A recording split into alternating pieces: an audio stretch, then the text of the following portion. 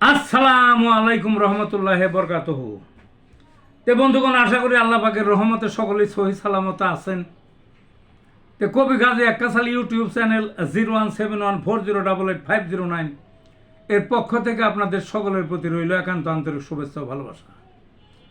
তে বন্ধুগণ, এখন আপনাদের সামনে আমার স্বরচিত যে কবিতাটা পাঠ করবার চেষ্টা করব, কবিতাটার নাম হলো ব্যারিস্টার ফুয়াদ জাতির গর্ব।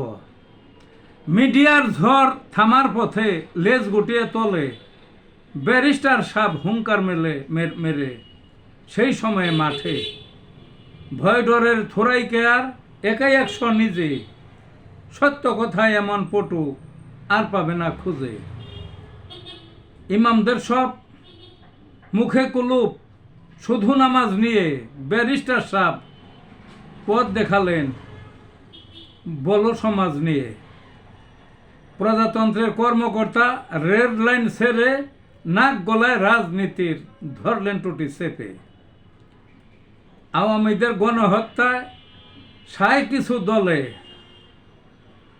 যেখানে তার হাতুর বেটা থলের বেড়াল জলে।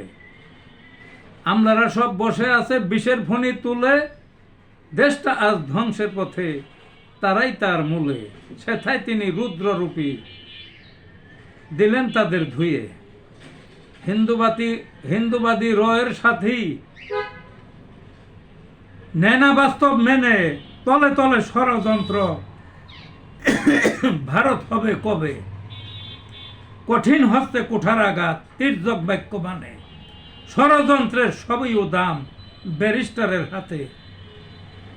দেশ রক্ষার নির্ভীক যোদ্ধা নিজকে উজাড় করে, জাতি তাকে স্মরণ রাখবে কেউ যাবে না ভুলে। এই ছিল বন্ধুগণ কবিতাটা। ভালো থাকুন।